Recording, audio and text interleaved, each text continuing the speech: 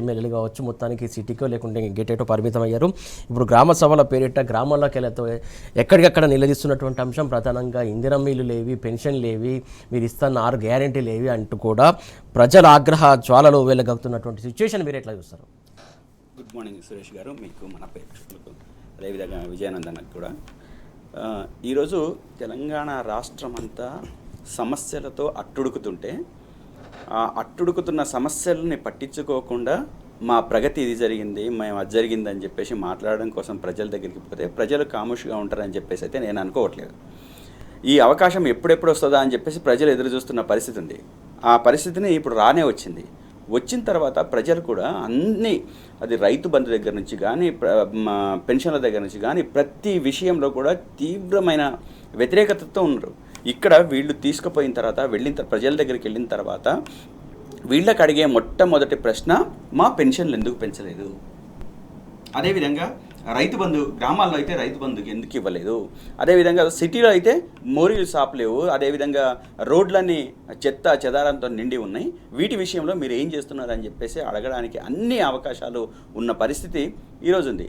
కానీ దీనికి ఒకవైపు ప్రజాగ్రహం చాలా సీరియస్గా ఉంటే ఆంధ్ర మీడియా ఈరోజు అటువంటి సమస్యల్ని కానీ ఎక్కడ కూడా పట్టించుకోకుండా అంతా క్లీన్గా ఉంది, రాష్ట్రం అంతా బాగుంది, ఈ బాగున్న రాష్ట్రాన్ని బీఆర్ఎస్ నాయకులే సరిగ్గా లేదని చెప్పేసి మాట్లాడతారని చెప్పేసి చెప్తున్న సందర్భాలు ఉన్నాయి. కాబట్టి మేమేమంటున్నామంటే ప్రజల దగ్గరికి వెళ్తే వాస్తవ విషయాలు మీకు తెలుస్తాయి. ఈ వాస్తవ విషయాలు మీరు కనపడ్డా కానీ కళ్ళు లేని కబోదిలాగా మీరు మాట్లాడితే మేమేం చేయలేం. కాంగ్రెస్ పార్టీ నాయకులకు మేం కాదంటున్నది, ఈ కాంగ్రెస్ పార్టీ నాయకులు మేము ఏం పని చేసినామని చెప్పేసి ప్రజల దగ్గరికి వెళ్ళాలి, మేము ఏం పని చేసినామని చెప్పేసి ప్రజల గురించి మాట్లాడాలి, ప్రజల దగ్గరికి వెళ్తూ మాట్లాడాలి. ఈ విషయాలు మేమంటున్నది కాదు, బీఆర్ఎస్ నాయకులు అంటున్నది కాదు, హరీష్ రావు గారు, కేటీఆర్ గారు, కేసీఆర్ గారు అన్న మాటలు కాదు, స్వయంగా వాళ్ళ ఎమ్మెల్యేలు అంటున్న పరిస్థితి. ఎన్ఎం శ్రీనివాసరెడ్డి ఆయన వీడియోలు బయటకున్నాయి, అనిరుద్ధ్ రెడ్డి నిన్నగాక మొన్న ప్రెస్ మీట్ పెట్టి మాట్లాడిన మాటలేంది? ఏం చేయాలి, అసలు పైసలు ఇస్తే తప్ప పని జరగట్లేదు, కార్యాలయానికి వెళ్తే మేము భయపడాల్సిన పరిస్థితి, ప్రజలు భయపడాల్సిన పరిస్థితి, ఎమ్మెల్యేలుగా ఉన్నాం మేము కూడా భయపడాల్సిన పరిస్థితి, అసలు ఏ పని కూడా జరగని స్థితి ఈరోజు రాష్ట్రంలో ఉంది. కాబట్టి ఇది మేము తట్టుకోలేని పరిస్థితిలో ఉన్నామని చెప్పేసి అనిరుద్ధ్ రెడ్డి మాట్లాడుతున్నాడు. అన్ని కాన్స్టిట్యున్సీలో నిన్నగాక మొన్న మన రాజగోపాల్ రెడ్డి గారు క్లియర్గా అసెంబ్లీలో మాట్లాడిన మాటలేంది? మాకు అక్కడ ఏ పని జరగట్లేదు, అసలు మా ఊర్లలో రోడ్లు వేయట్లేదు, మా ఊర్లలో మేమున్న కాన్స్టిట్యున్సీని పట్టించుకోలేదు. అదే మంత్రులు, అదేవిధంగా ముఖ్యమంత్రి ఈళ్ళున్న ప్రాంతంలో మాత్రమే అభివృద్ధి చేయడానికి కానీ, కాంట్రాక్టర్లు పనులు చేయడానికి కానీ, కాంట్రాక్టర్ బిల్లులు రావడం కానీ జరుగుతున్నాయి.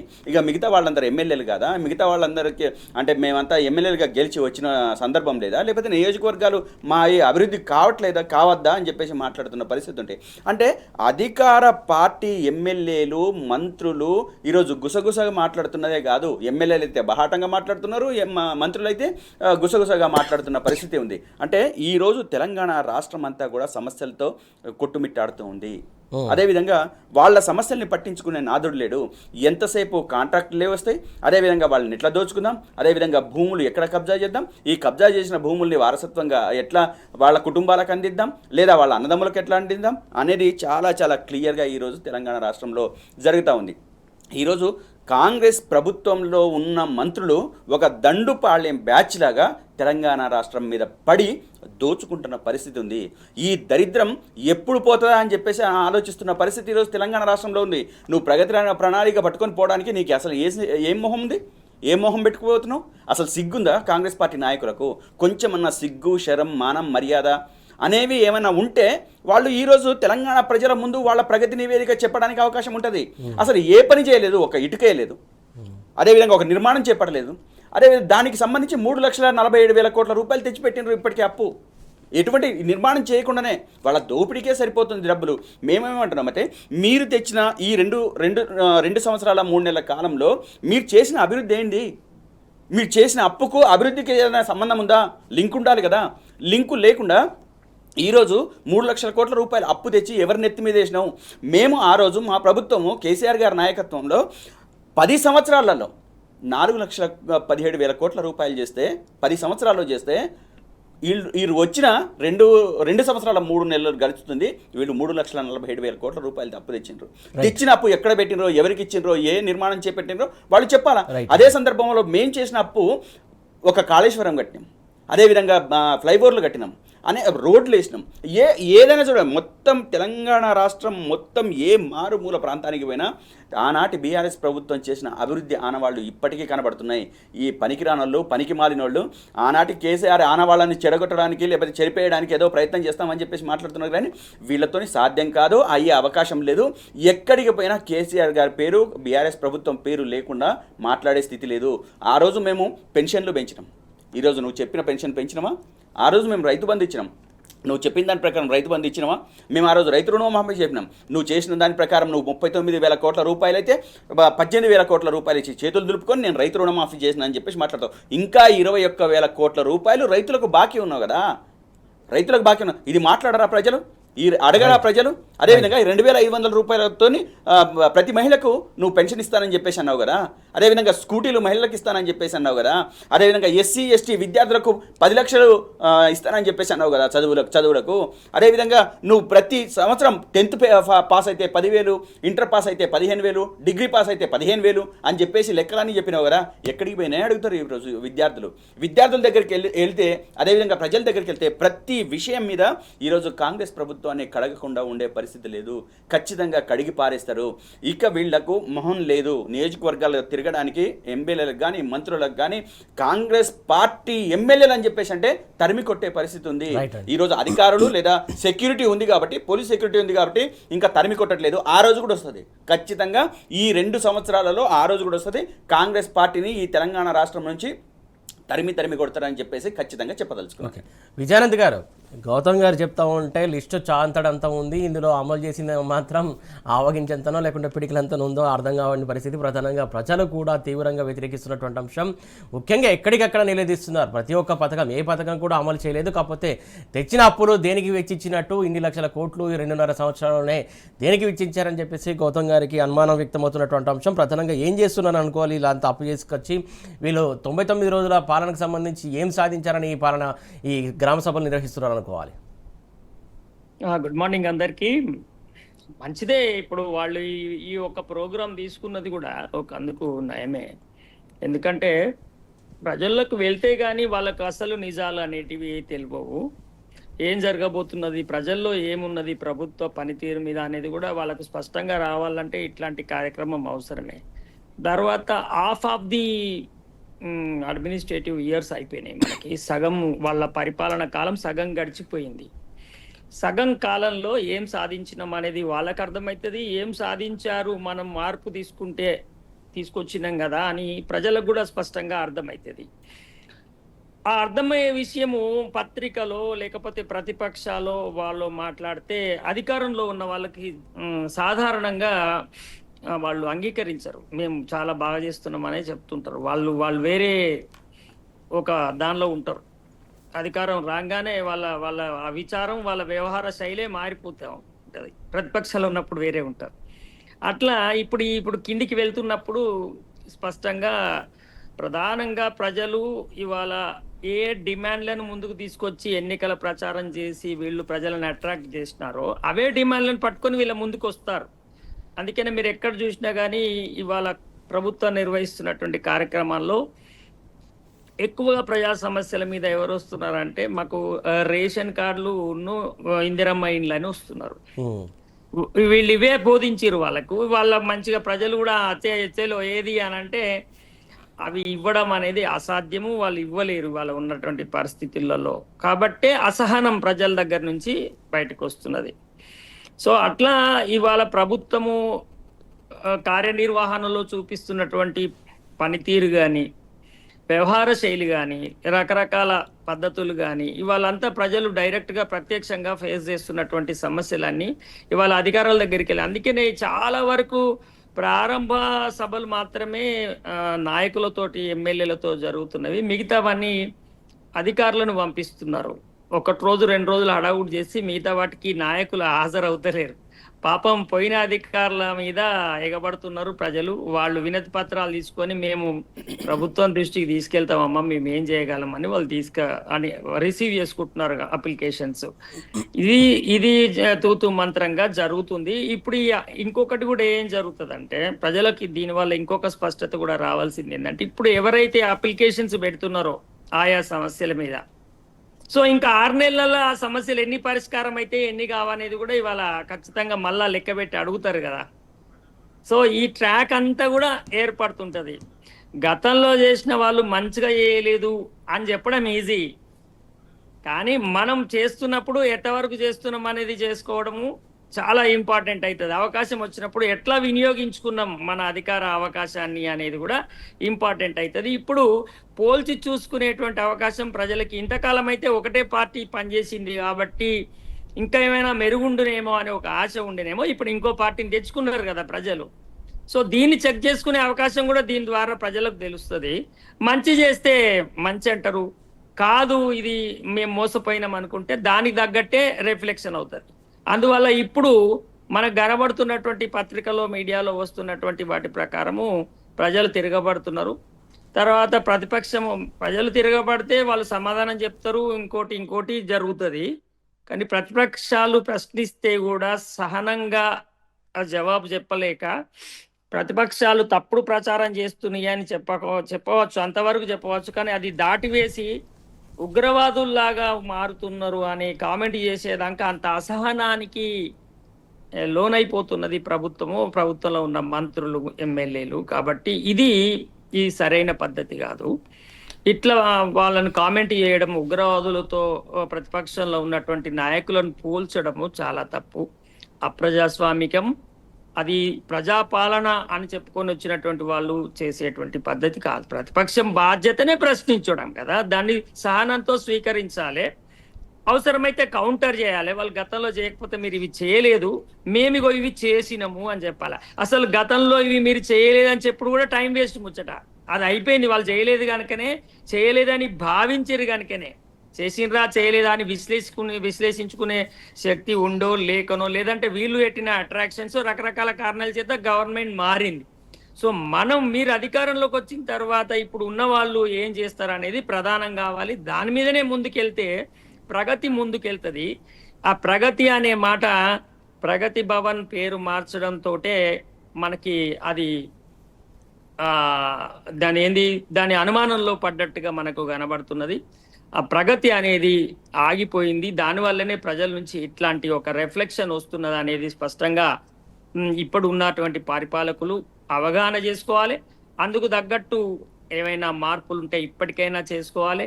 కింద ప్రజల ఆగ్రహావేశాలు, వాళ్ళ అవసరాలు ఏంటిదో ఇప్పుడు ప్రత్యక్షంగా గమనిస్తున్నారు. వాళ్ళందరూ సీనియర్ నాయకులు. 1-2 చిన్న సంఘటనలు ప్రజల్లో వస్తున్నటువంటి దాని గురించి వాళ్ళకి తొందరగానే అర్థమవుతుంది. అది క్యాబినెట్ లో చర్చించాలా, ముఖ్యమంత్రి గారికి, ఆర్థిక శాఖ మంత్రి గారి దృష్టికి తీసుకెళ్లాలి. ముఖ్యంగా రెవెన్యూ సమస్యలే ఎక్కువ వస్తాయి, రెవెన్యూ మంత్రి గారి దృష్టికి తీసుకెళ్లాలి. వెంటనే ఇట్లా ఉంది, కింద సమాజం దీన్ని పరిష్కరించమని ప్రభుత్వం దగ్గర తీసుకొచ్చి నిజంగానే వాళ్ళ అప్లికేషన్లు తీసుకునే అన్ని తప్పకుండా నెరవేర్చాలని అయితే మాత్రం తప్పకుండా మనం అందరము ఆశించాలి. రైట్. గౌతమ్ గారు, రెవెన్యూ శాఖ మంత్రి దీనికి సంబంధించి జోక్యం చేసుకోవాలి, మిగతా అంశాలు కావచ్చు పాలనపరంగా అంటున్నారు. రెవెన్యూ మంత్రి ఎట్లా మాట్లాడో నిన్న చూసారు కదా మీరు. మాట్లాడే భాష ఏంటంటే ప్రశ్నించే ప్రధాన ప్రతిపక్షమైనటువంటి నేతలపైన ఇట్లా విరుచుకోవడం. ఎందుకంటే ఆయన బొగ్గు గనులకు సంబంధించా, లేకుంటే ఇంకా ఏ స్కామ్లకు సంబంధించి అనుకోవాలా, ఆయన ఆగ్రహజాలాలు బయటపడుతున్నాయి అనుకోవాలా? అంటే వాళ్ళు చేస్తున్న అక్రమాలు, కుంభకోణాలు బీఆర్ఎస్ పార్టీ ఒక్కొక్కటి బయట పెట్టడంతో వాళ్ళు తట్టుకోలేని పరిస్థితులు ఉన్నారు. ప్రజలకు సమాధానం చెప్పుకోలేని పరిస్థితులు ఉన్నారు. బయటకెళ్ళి ప్రజలతో తిరగలేని పరిస్థితిలో ఉన్నారు. కాబట్టి వాళ్ళు ఏదైనా మాట్లాడతారు. ఇప్పుడు ఎట్లా మాట్లాడతారని అంటే, ఇప్పుడు వాళ్ళు కామెంట్ చేశారు కదా ఉగ్రవాదులని. నేనేమంటున్నానంటే, ఒక అవ్వతాతకు పెన్షన్ రాకపోతే ఆ పెన్షను ఇవ్వాల్సిందే అని బీఆర్ఎస్ అడిగితే ఉగ్రవాదులు అంటే మేము ఉగ్రవాదులమే.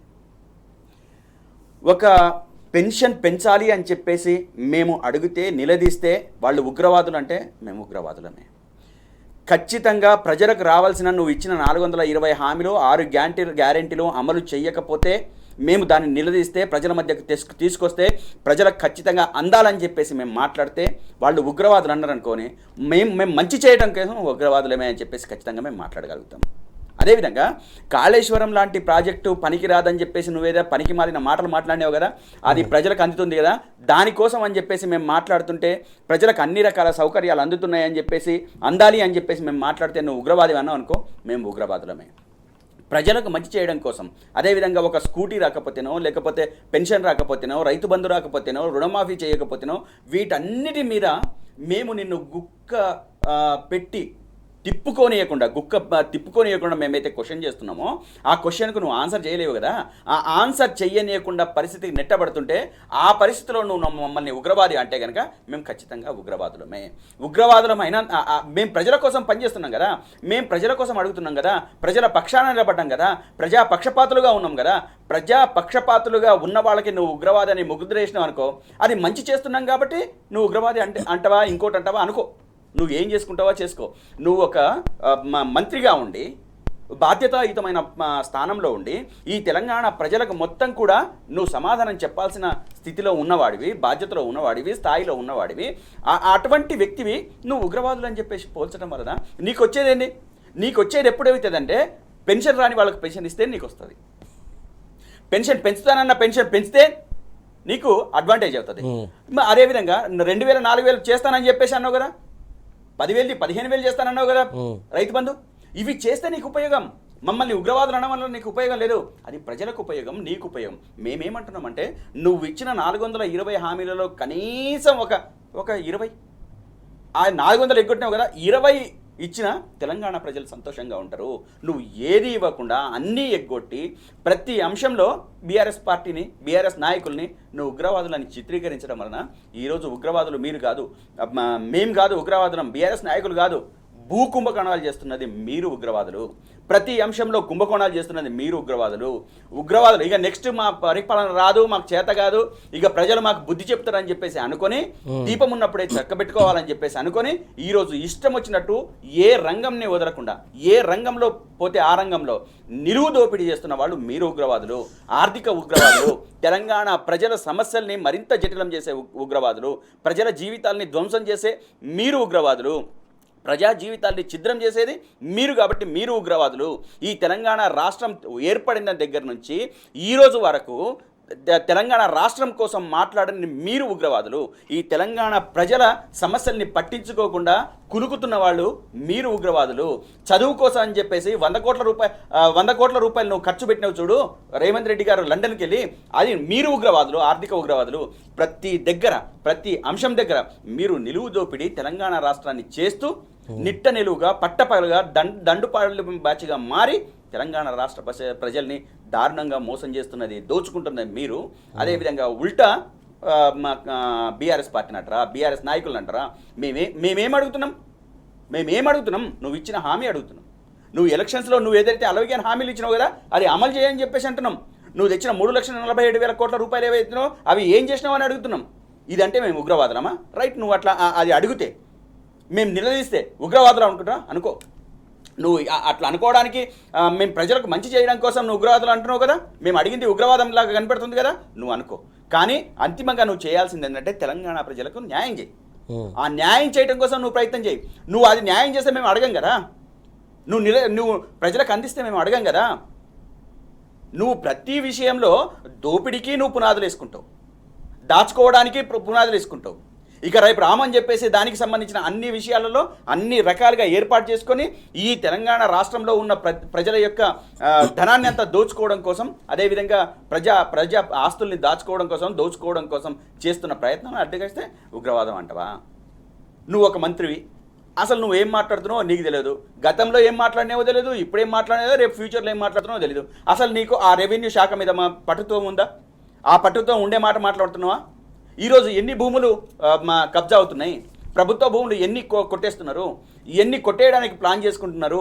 హిల్ట్ పాలిస్తూ తెలంగాణ రాష్ట్రంలో ఉన్న మొత్తం పరిశ్రమల భూములన్నీ లాగేసుకోవడానికి ప్లాన్ చేసింది మీరు కాదు, లగచర్లలో భూములు కొట్టేయడానికి ప్లాన్ చేసింది మీరు కాదు, గోపనపల్లిలో ప్లాన్ చేసుకున్నది మీరు కాదు, కోత్వాలగూడలో ప్లాన్ చేసుకున్నది మీరు కాదు. అంటే ఈ మొత్తం తెలంగాణ రాష్ట్రంలో ఉన్న ప్రభుత్వ భూములన్నింటినీ కూడా ఒక పకడ్బందీగా ప్లాన్ చేసి రాష్ట్రాన్ని దోచుకోవడానికి ప్లాన్ చేసుకున్న ఉగ్రవాదులు కాంగ్రెస్ పార్టీ, కాంగ్రెస్ ప్రభుత్వం, మంత్రులు, ఎమ్మెల్యేలు. వీళ్ళు మా మీద ఉల్టా చోరు కోత్వాలకు డాంటే అన్నట్టు ఈరోజు మా మీద మాట్లాడుతున్నారు. పనికిరాని వాళ్ళు, పని లేని వాళ్ళు, ఈరోజు ప్రభుత్వం పాలన చేత కాని వాళ్ళు, ఎటువంటి చేత కాక ప్రజల దగ్గరికి వెళ్ళి సమాధానం చెప్పుకోలేని వాళ్ళు ఈరోజు బీఆర్ఎస్ పార్టీ మీద, అదేవిధంగా మా కేసీఆర్ గారి మీద, హరీష్ రావు గారి మీద, కేటీఆర్ గారి మీద మాట్లాడే చవటలు, దద్దమ్మలు వీళ్ళు. ఇప్పటిదాకా నేను ఇటువంటి పదాలు వాడలేదు, కానీ పరిపాలన చేతగాక ఈరోజు పక్కన పెట్టేసి ఆంధ్ర వాళ్ళు వాళ్ళ మోకాలు చేతి బెల్లం నాకుతున్నారు వీళ్ళు. అదేవిధంగా తెలంగాణ రాష్ట్రాన్ని నడి బజార్లో నిలబెట్టిన వీళ్ళు అక్కడ ఆటలు ఆడితే ఇక్కడ ఆటలు ఆడిపిస్తారు, అక్కడ తుమ్మితే ఇక్కడ వీళ్ళకు తుమ్ములు వస్తాయి, అక్కడ జలుబు చేస్తాయి. వీళ్ళు తెలంగాణ రాష్ట్రాన్ని పరిపాలించేటప్పుడు తెలంగాణ ప్రజల్ని హక్కును చేర్చుకునే వాళ్ళ. సిగ్గుండాల కాంగ్రెస్ పార్టీకి, కాంగ్రెస్ ప్రభుత్వానికి సిగ్గు, మానం, మర్యాద అన్న కదా, అది ఏ మాత్రం లేకుండా ఈరోజు బజార్లో బట్టలు లేకుండా తిరుగుతున్నారు, నగ్నంగా తిరుగుతున్నారు. నల్లగున్న జిడిగుంజ అని అంటే నల్లగున్న నాకేం సిగ్గు అని చెప్పేసి, సిగ్గు లేదా అని అంటే జిడిగింజకు సిగ్గు, నల్లగున్న నాకేం సిగ్గు అని చెప్పేసి అన్నదట. ఆ రీతిన ఈరోజు కాంగ్రెస్ పార్టీ నడుస్తుంది.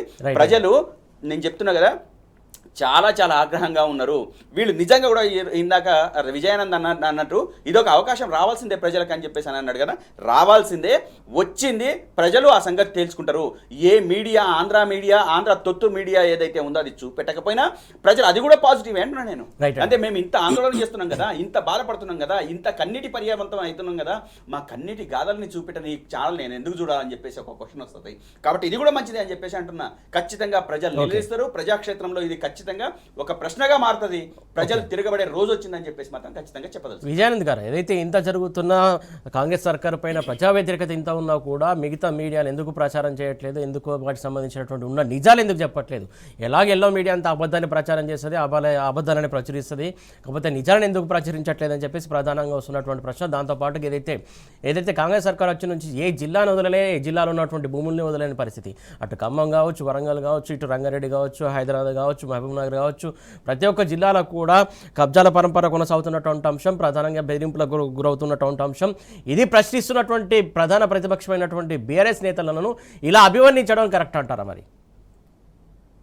అంటే ఇప్పుడు మీకు ప్రధానంగా తెలంగాణ వ్యతిరేక శక్తులు వాళ్ళ ఉద్యమాన్ని ఆపలేదు.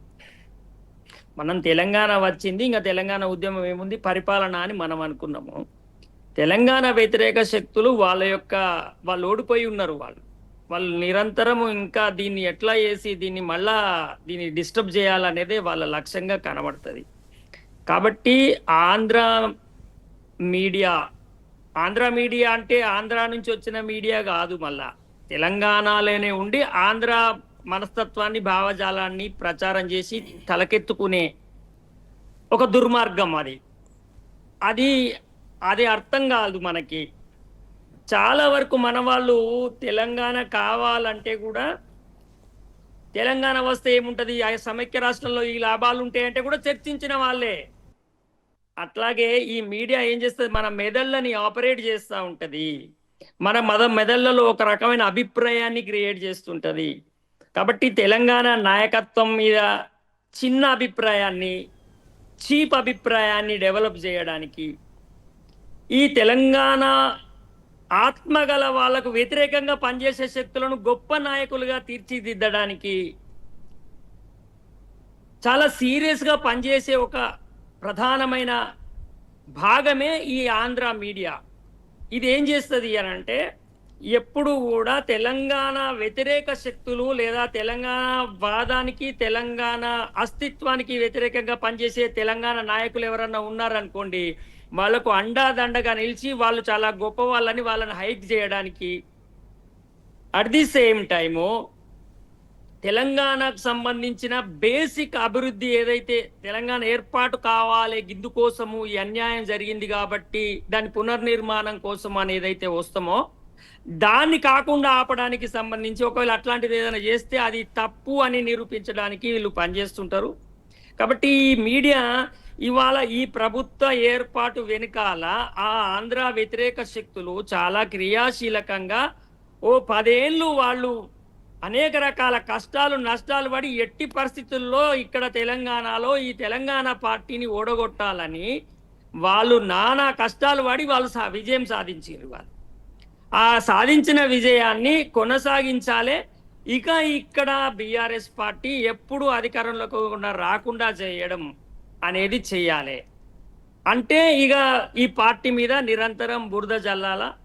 మిగతాది ఏది జరిగినా పర్వాలేదు అనేటువంటిది ఒక వ్యవహారం నడుస్తున్నది. ఇది గమనించకుండా మనము మీద జరుగుతున్న విషయాలను చర్చ పెట్టుకుంటే హైదరాబాదులో పాలసీలన్నీ ఎందుకు నిర్మాణం అవుతున్నాయి, మొత్తం జల విధానం మీద ఏ రకమైన వ్యవహారం జరుగుతున్నది, మొత్తం తెలంగాణలో జరిగినటువంటి ప్రతి దాన్ని కూడా ఎందుకు పునఃసమీక్షించి మళ్ళీ దాన్ని డిస్టర్బ్ చేసే ప్రయత్నాలు జరుగుతున్నాయి అంటే ఇది ఎవరో తెలంగాణ వ్యతిరేక శక్తులు వాళ్ళు ఆపరేట్ చేస్తున్నారు. అట్లా మన తెలంగాణలో ఉన్న పుట్టిన వాళ్ళతోటే ఈ తెలంగాణ అస్తిత్వ వ్యవహారాన్ని డిస్టర్బ్ చేసే ఒక వ్యవహారం జరుగుతుంది. అది ఎవరు చేస్తున్నారు, ఎందుకు చేస్తున్నారు అనేది ప్రజలు అర్థం చేసుకున్నంత వరకు ఏమవుతుంది అంటే ఇవి కనబడే సమస్యలుగా కనబడతాయి. అంటే బయటికి కనబడే చిన్న చిన్న ప్రాబ్లమ్స్ లాగా కనబడతాయి. ఇప్పుడు మూసి ఎట్లా కనబడుతుంది అంటే అభివృద్ధి చేసే కార్యక్రమం ఇది లాగా కనబడుతుంది. కాదు, దాని వెనకాల మొత్తము హైదరాబాదును ఆక్రమించుకొని ఆ భూములన్నిటినీ మన ప్రజల సొమ్ముతోటే అవసరమైతే కాంపెన్సేషన్ ఇచ్చి తీసుకొని అక్కడ ప్రభుత్వము వేరే పెద్దలకు బయటకెళ్ళి తీసుకొచ్చిన వాళ్ళకి ఆ భూములను రకరకాల వ్యాపారాల కింద అప్పచెప్పడం కోసం జరుగుతున్నదని మనకు కనబడుతుందా? కనబడదు. దాన్ని మూసి నది సుందరీకరణ, నీళ్లను శుభ్రం చేయడము, నల్గొండకు నీళ్లు ఇవ్వడం లాంటివి చూపిస్తారు మనకి. వీటిని మీడియా ప్రచారం చేస్తుంది.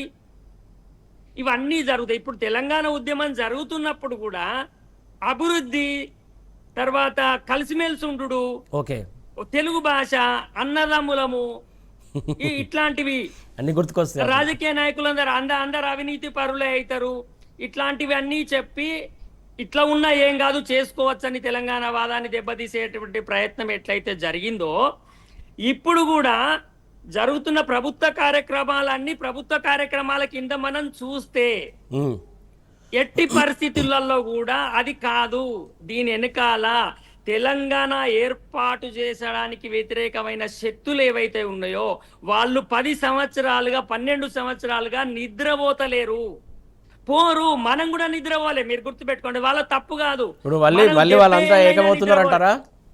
మనం 70 ఏళ్ళైనా నిద్రపోలే. మన తెలంగాణను గుంజుకున్న దుర్మార్గులకు వ్యతిరేకంగా ప్రాణాలు అర్పించి నిరంతరం ఉద్యమాలను అణిచివేసి చంపిన కొద్దీ లేచినాం. 70 ఏళ్ళైనా లేచి కూర్చొని వాళ్ళ పక్క తెలివితేటలు తెలంగాణ ప్రజలకు వచ్చినాడు తెలంగాణ సాధించుకున్నాం. అట్లాగే మనను 70 ఏళ్ళుగా అణిచిపెట్టి మన సంపద దోపిడీ చేసినోడు మన తెలంగాణ మనం తెచ్చుకుంటే ఎట్లా ఊరుకుంటాడు అనుకుంటాం మనము? వాడు ఊరుకుంటాడు? వాడు 70 ఏళ్ళైనా మనని తొక్కి ఎట్లానే చేసి మళ్ళీ ఈ సంపదను దోచుకోవాలనే ప్రయత్నమే చేస్తాడు కదా. రైట్ అండి. కాబట్టి ఇప్పుడు ఈ 60 ఏళ్ళు గోదావరి మీద ఒక్క టీఎంసీ నీళ్లను కూడా ఆపకుండా, మీరు అన్నట్టు ఖచ్చితంగా గోదావరి జలాల గురించి, అలాగే కాళేశ్వరం ప్రాజెక్ట్ గురించి, మిగతా కృష్ణా ప్రాజెక్ట్ గురించి కూడా మాట్లాడదాం. ఒక్క నిమిషం విజయానంద్ గారు, మీ దగ్గరకు వస్తే ఒక్క నిమిషం అండి. ఖచ్చితంగా అంశాల గురించి మాట్లాడదాం.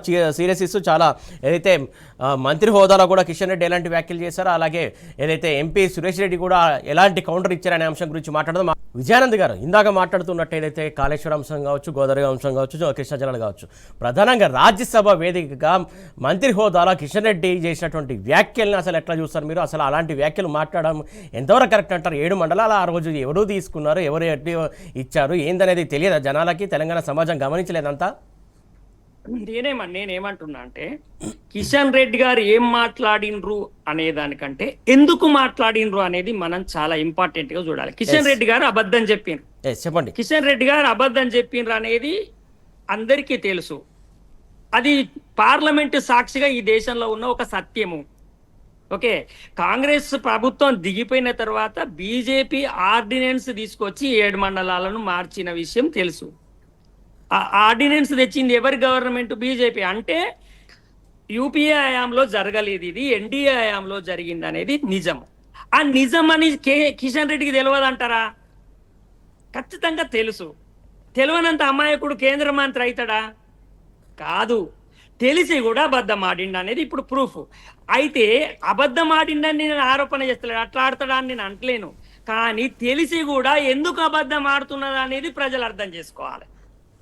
ఒక కిషన్ రెడ్డి కాదు, ఇట్లా తెలిసి చాలా మంది అబద్ధం ఆడతారు.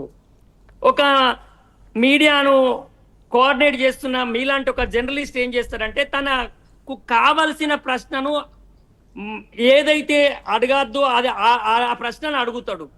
అవతల ఆయనకి ఏం జవాబు ఇప్పించుకోవాలన్న అలాంటి ప్రశ్నను అడుగుతాడు. యువతల నుంచి నేను ఏదైనా దానికి సంబంధించిన కాక నేను చెప్పదలుచుకున్న జవాబు చెప్తే అడ్డుకుంటాడు.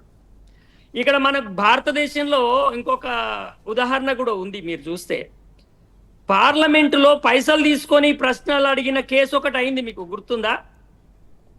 అంటే ఒక ప్రశ్న అడగడానికి ఇంత లంచం అని ఆయన ఒక కేసు కూడా ఉంది.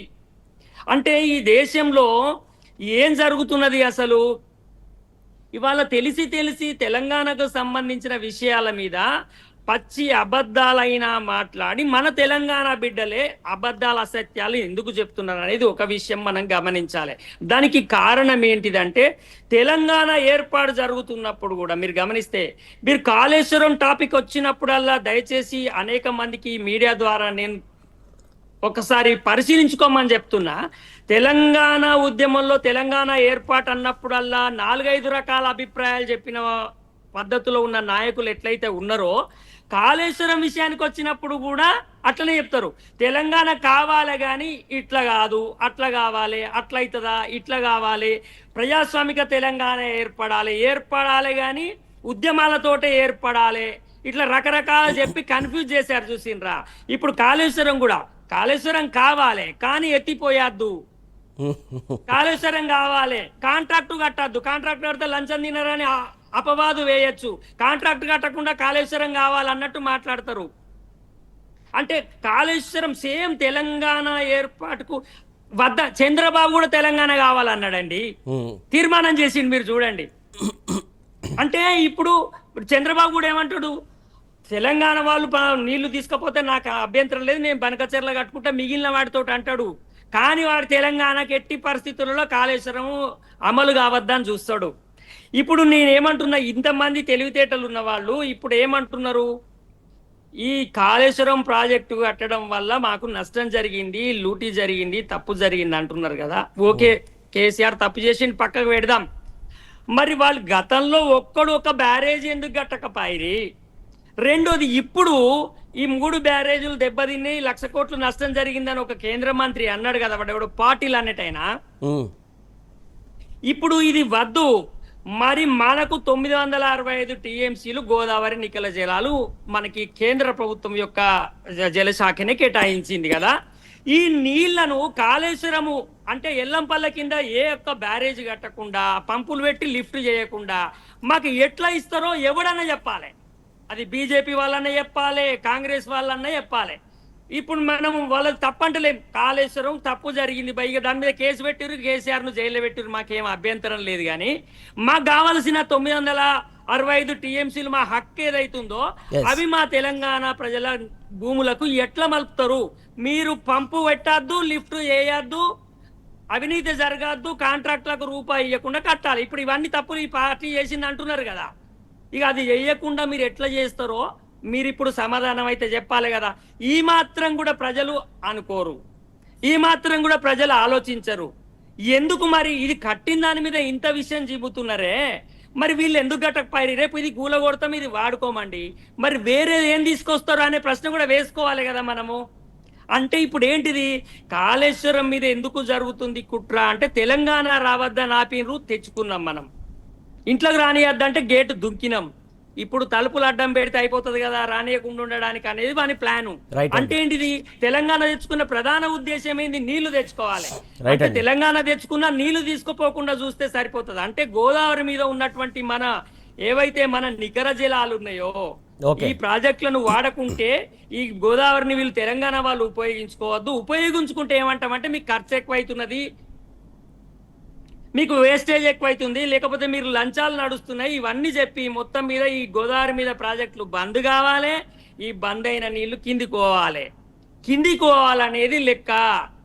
అందుకనే కిషన్ రెడ్డి గారిని రాజీనామా చేయమంటే ఏం చేసిర్రు? ఆయన నేను పాదయాత్ర చేస్తా అన్నాడు. అంటే ఉద్యమం చేయనట్టు చేయలే, కానీ రాజీనామా చేస్తేనేమో రాజకీయ అధికారం తెలంగాణకు దక్కుతుంది, కేంద్రంలో చర్చ జరుగుతుంది, సీరియస్ గా డిస్కషన్ జరుగుతుంది. కానీ పాదయాత్ర చేస్తే ఏం జరగదు, కానీ ఉద్యమం చేసినట్టు కనబడుతుంది. అంటే ఇక్కడ ఉద్యమం జరగాల, తెలంగాణ రావద్దు, కాళేశ్వరం ఉండాలని నీళ్లు తెలంగాణకు దక్కద్దు. దాన్ని ఎప్పటికీ చూపించి మనకు నీళ్లు లేకుండా చేయాలి. ఇది ఊరికే తెలియకుండా ఎవ్వరు చేయరు. వీళ్ళంతా రాజకీయ నాయకులు, వీళ్ళకు స్పష్టంగా అన్ని విషయాలు తెలిసి చేస్తున్నారు. రేణుకా చౌదరి తెలంగాణ నుంచి ఉన్నది. నిన్న ఆమె ఆంధ్రాలో ఆ రాజధాని పేరు కమ్మ రాజధాని పెట్టమనే విషయం మీద మాట్లాడింది, కానీ నా 7 మండలాల సంగతి ఎందుకు మాట్లాడలేదు? కాంగ్రెస్ చేయలేదు కదా 7 మండలాలను, బీజేపీ చేసింది కదా. బీజేపీకి వ్యతిరేకంగా ఖమ్మం నుంచి ప్రాతినిధ్యం వహించినటువంటి రేణుకా చౌదరి ఎందుకు మాట్లాడదు? చాలా విషయాలు మాట్లాడుకోవాలి మనం ఇప్పుడు. దీనిలో మొత్తం మంది అసలు రూపాయలు అద్దంలో చూపిస్తే ఆ రాక్షస ముఖాలు మళ్ళీ అన్ని కనబడతాయి, కానీ అద్దంలో చూసు రావాలి మనకి. వీళ్ళను కిషన్ రెడ్డి లెక్క, రేణుకా చౌదరి లెక్క, పాటిల్ అనేటోడు ఎవరో మాట్లాడి ఆయనను పాటిల్ లెక్క చూడొద్దు. దాని వెనకాల ఏవో శక్తులు వాళ్ళతో అవి ఇప్పుడు అవసరం లేని సందర్భంలో మాట్లాడిస్తున్నాయి. ఎందుకు మాట్లాడిస్తున్నాయి? నిరంతరం ఈ దాడి తెలంగాణ మీద ఎందుకు జరుగుతుంది అంటే, దీని పేరు మీద కేవలము కాళేశ్వరాన్ని చంపడం కాదు, తెలంగాణకు దిక్కైనటువంటి తెలంగాణ మొత్తం వాటాను తెలంగాణకే దక్కించాలని చూసే రాజకీయ పార్టీని చంపాలనేది వాళ్ళ అసలు ఉద్దేశం. ఇది నేను చెప్పదలుచుకున్నా. ఇది పాయింట్ ఏంటిదంటే, ఇప్పుడు కాళేశ్వరం చూపించి అవినీతి అనేది ఎవ్వడు నిరూపించని సమస్య సార్. ఇప్పుడు సీతమ్మ మీదనే అపవాదులు వేసిన సమాజం సార్. రైట్ అండి.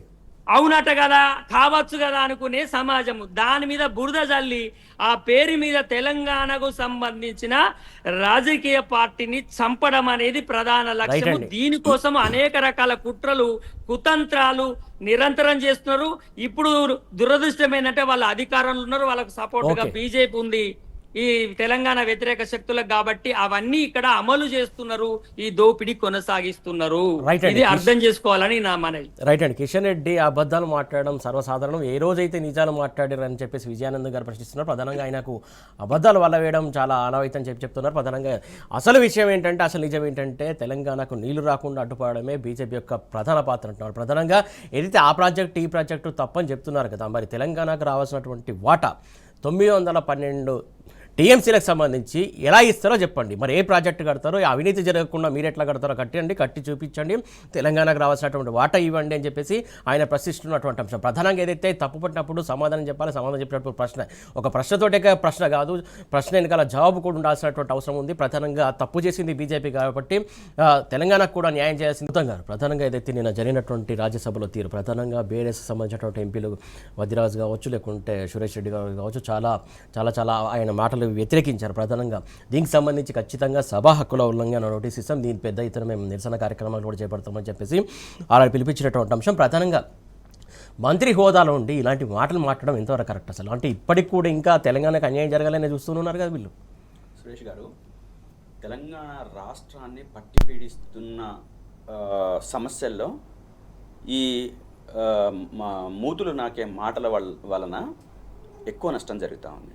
కిషన్ రెడ్డి గారు ఒక పనికి మాలిన మాట, తెలంగాణ రాష్ట్రానికి ఏమాత్రం ఉపయోగపడని మాటలు మాట్లాడి తెలంగాణ రాష్ట్రాన్ని నష్టపరిచే విధంగా చూస్తున్నాడు తప్ప తెలంగాణ రాష్ట్ర ప్రయోజనాల్ని తీసుకొచ్చే విధంగా అతను ఎక్కడ ప్రయత్నం చేయట్లేదు. కాబట్టే ఆ నోటి ద్వారా వచ్చిన మాటలే ఆ 7 మండలాల విషయం కావచ్చు, లేకపోతే ఆర్డినెన్స్ తెచ్చిన విషయాలు కానీ దాచిపెట్టింది.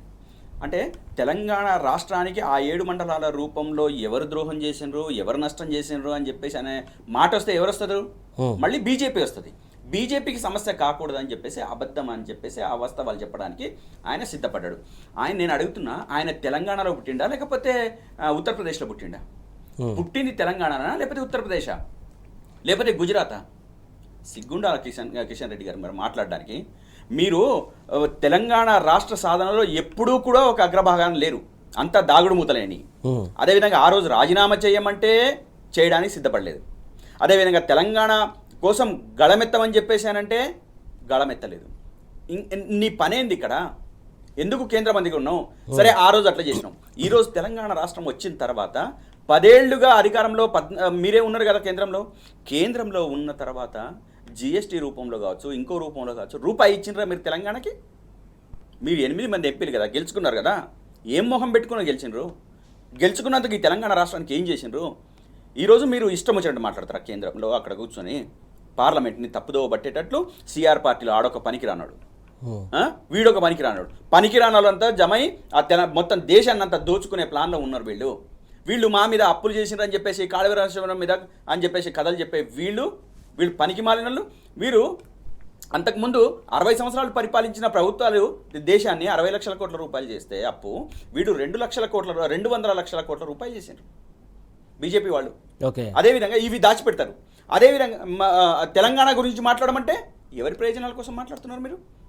ఆంధ్ర ప్రయోజనాల కోసం మాట్లాడతారా? వాళ్ళ కోసం మాట్లాడతారా?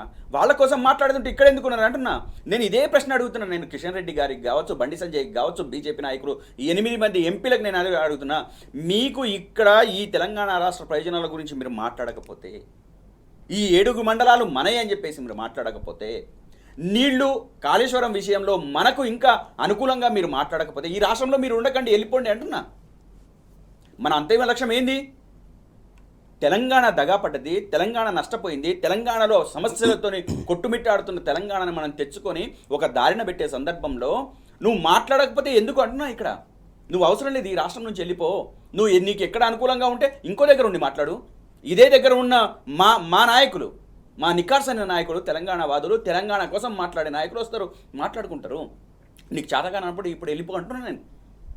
తెలంగాణ రాష్ట్రానికి ద్రోహం చేసే పార్టీలు ఏవైనా ఉన్నాయని అంటే అది బీజేపీ, కాంగ్రెస్. ద్రోహం చేసి మన మీద బురద చల్లి ఇష్టం వచ్చినట్టు మాట్లాడి ఈరోజు కేంద్రంలో మాట్లాడుతున్న మాటలు, పార్లమెంట్ సాక్షిగా మాట్లాడుతున్న అవాస్తవాలు, పార్లమెంట్ సాక్షిగా నువ్వు సిఆర్ పార్టీలకు నువ్వు సిఆర్ పార్టీలు తప్పు పడితే దాన్ని సరిచేసే విధంగా ఉండాలి. అర్థం కాక మాట్లాడిండొచ్చు, అర్థమయ్యే మాట్లాడతాడు, అయినా సరే దాన్ని నిలదీయాలి. కాళేశ్వర ప్రాజెక్టు ద్వారా తెలంగాణ రాష్ట్రానికి నీళ్ళు అందలేదా? మారుమూల ప్రాంతాలకు నీళ్ళు వచ్చిన మాట వాస్తవం కదా? సిగ్గు లేదా? ఒక్కసారి పోయి జనాల దగ్గర మాట్లాడండి. ఒక మహబూబ్ నగర్కి వెళ్ళండి, ఒక వరంగల్కి వెళ్ళండి, లేకపోతే నిజామాబాద్కి వెళ్ళండి. నువ్వు ఏ రాష్ట్రమైన ఒక మారుమూల ప్రాంతానికి వెళ్ళు, ప్రజలు మాట్లాడుతున్నారు కదా, మేము మాట్లాడుతున్నాం. మా మాటలు నమ్మక అబ్బా మీరు మాట్లాడకండి, బీఆర్ఎస్ నాయకులు నమ్మకండి, ప్రజల దగ్గరికి వెళ్ళండి కదా. ప్రజలందరూ కూడా బీఆర్ఎస్ పార్టీ, నీ పార్టీ వాళ్ళు కూడా ఉన్నారు కదా, నీ పార్టీ వాళ్ళు కూడా మాట్లాడతారు, కాంగ్రెస్ పార్టీ వాళ్ళు కూడా మాట్లాడతారు. కాళేశ్వరం నీళ్ళు వచ్చిన తర్వాత మంచి చెడులుంటే మాట్లాడు. కాళేశ్వరం ప్రాజెక్టు కట్టి తెలంగాణ దాహార్తిని, అదేవిధంగా భూముల్ని నీ పార్లమెంట్ సాక్షి కదా. జనవరి 29, 2026 నిండు పార్లమెంటులో ఒక సభ్యుడు అడిగిన ప్రశ్నకు, అదేవిధంగా ఫైనాన్షియల్ అకౌంట్స్ కమిటీ చెప్పింది ఏమని? 90 లక్షల ఎకరాలకు నీళ్ళు అందినాయని చెప్పేసి నిండు పార్లమెంట్లో చెప్పింది, నివేదిక ఇచ్చింది, ఆర్థిక నివేదిక ఇచ్చింది కేంద్రం. ఇది అబద్ధం అంటవా? అదేవిధంగా 7 మండలాలు మీరు తెచ్చింది, ఆర్డినెన్స్ రూపంలో తెచ్చి మార్చింది మీరు కదా. ఇంకొక మాట, ఈ విషయాలన్నింటినీ ఒక మాట, ఏదైతే కాళేశ్వరం జలాలకు సంబంధించి మనం ఇక్కడ క్లియర్గా ఫోటో వార్త చూడొచ్చు. యాదాద్రి భువనగిరి జిల్లా ఆత్మకూరు మండలం మండలం రాయపల్లికి కాళేశ్వర జలాలు చేరుకున్నాయి అని చెప్పేసి అక్కడ ఉన్నటువంటి రైతులు కావచ్చు, అక్కడ ఉన్నటువంటి ప్రజలు కావచ్చు, కేసీఆర్ గారికి నీటి అభిషేకం చేస్తున్నటువంటి సిచ్యువేషన్ మనం చూస్తాం. అదే కాళేశ్వరం ప్రాజెక్టు బాగాలేకపోతే ఈ నీళ్ళు అక్కడ నుంచి ఎట్లా వచ్చేటివి? మారుమూల ప్రాంతాలకు వస్తున్న నీళ్ళని చూడండి, కళ్ళున్న కబోదులు వీళ్ళు. ఒకసారి చూడండి, ప్రజల దగ్గరికి వెళ్ళి చూడండి. యాదాద్రికి వచ్చిన నీళ్లు, లేకపోతే ఇంకో మారుమూల ప్రాంతాలకు వచ్చిన నీళ్లు, సాగు నీరు, ఒక అనేక మంది మాట్లాడుకుంటున్న నీళ్లు కదా, రైతులు మాట్లాడుతున్నారు కదా. ఈ కళ్ళు వీళ్ళు ఏమైనా కాకులు ఎత్తుకుపోయినాయా? అంటే ఇందాక విజయానందన్ అన్నట్టు విషయాన్ని ఏందనంటే, తెలంగాణ రాష్ట్ర ప్రజలకు ప్రయోజనం చేకూర్చే ఒక పార్టీ ఉండొద్దు, తెలంగాణ ఆత్మను పట్టుకొని ముందుకెళ్లే ఒక పార్టీ ఉండొద్దు, నాయకుడు ఉండొద్దు. ఈ తెలంగాణ రాష్ట్రంలో ఉన్న సంపదనంతా దోచుకోవడం కోసం వాళ్ళ కబంధ హస్తాలని తెలంగాణ రాష్ట్రం మీద ఉన్నాయి. అది ఆంధ్రాలో ఉన్న చంద్రబాబు నాయుడు గారు, ఎంత సిగ్గు లేదండి. ఆ చంద్రబాబు నాయుడు వచ్చి ప్రజాభవన్లో కాలు మీద కాలేసుకొని కూర్చునే సీను ఈ తెలంగాణ సమాజం క్షమిస్తుందా? ఈ కాంగ్రెస్ పార్టీని క్షమిస్తుందా? అదే బీజేపీ పార్టీని క్షమిస్తుందా? సిగ్గు లేదా మీకు? మీరు తెలంగాణ రాష్ట్రంలో నట్టనడి ప్రజాభవన్లో కూర్చోబెడతావా? ఆ ఫోటో మొత్తం ప్రచురించేటట్లు చేస్తావా? అంటే వీళ్ళ కుట్రలు ఇక్కడనే అర్థమవుతున్నాయి. నీళ్లు రాకుండా చేయాలి, నిధులు లేకుండా చేయాలి. మళ్ళీ తెలంగాణ 2014 కంటే ముందు ఎన్ని గోసలు అయితే పడ్డదో, ఎన్ని ఇబ్బందులు అయితే పడ్డదో ఆ స్థితిని మళ్ళీ తీసుకొచ్చి ఆంధ్ర ప్రయోజనాల్ని లేదా సెంట్రల్ గవర్నమెంట్ యొక్క ప్రయోజనాల్ని నెరవేర్చుకునేటట్టు ప్లాన్ చేసుకుంటున్నారు తప్ప తెలంగాణ ఆత్మను పట్టుకొని తెలంగాణ ప్రజల సమస్యల్ని పట్టించుకొని వాటిని పరిష్కరించే విధంగా చేయాలనే ఉద్దేశం వీళ్ళకి ఎక్కడ లేదు. లేకుండా చేయటం కోసమే వీళ్ళు చాలా చాలా పకడ్బందీగా ప్లాన్ చేస్తున్నారు. నేనేమంటున్నానంటే ఈ రాష్ట్రంలో ఉన్న ఆంధ్ర మీడియా గో బ్యాక్ అంటున్నా. వీళ్ళు చూపెట్టని, వీళ్ళు చూయించని ప్రజా సమస్యలు, గోసలు పడుతున్న తెలంగాణ ప్రజలు నీళ్ళు వస్తున్న విషయాల్ని వీళ్ళు చూపెట్టరు, సమస్యలతో కొట్టుమిట్టాడుతున్న ప్రజల్ని చూపించరు. అదేవిధంగా నిన్న ప్రజాగ్రహంతో సభలు జరిగితే వీటిని ఎక్కడిని చూపించని ఈ ఆంధ్ర మీడియా సిగ్గు శరం ఉంటే ఈ రాష్ట్రం నుంచి వెళ్ళిపోవాలి, ఈ రాష్ట్రంలో ఒక్క క్షణం కూడా ఉండడానికి వీల్లేదని చెప్పేసి చెప్పదు. రైట్ అండి, థ్యాంక్ యూ అండి, thank you so much Gautam garu, thank you so much అండి విజయానంద్ గారు, థ్యాంక్ యూ సో మచ్. మొత్తానికి చూస్తున్నాం కదా కాళేశ్వరం జలాలు కావచ్చు ప్రధానంగా బీజేపీ పాత్ర ఇందులో ఏదైతే ప్రాజెక్టులకు ముందు నుంచి అడ్డుపడుతుంది, ఇప్పుడు కూడా అడ్డుపడే కుట్రలో భాగంగానే ఆ స్పీచ్ అని చెప్తున్నారు. ప్రధానంగా ఏదైతే ఇక్కడ ఉన్నటువంటి సమస్యలు చూపించని ఎల్లో మీడియా ఇక్కడ ఉండాల్సిన అవసరం ఏముందని చెప్పేసి వీరు డిమాండ్ చేస్తున్నటువంటి అంశం. ప్రధానంగా ఇక్కడ ఉన్నటువంటి సమస్యలు చూపించండి, నిజాలను మాత్రమే ప్రచురించండి, నిజాలను చూపించండి, తెలంగాణ సమాజం కోసం మేలుకోలే వారైతే ఖచ్చితంగా ఇక్కడ ఉన్నటువంటి వాస్తవాలను చూపించండి అని చెప్పేసి గౌతమ్ గారు కోరుతున్నటువంటి అంశం. ఇది వాటి వార్తలు వాస్తవాలు. Keep watching tea news.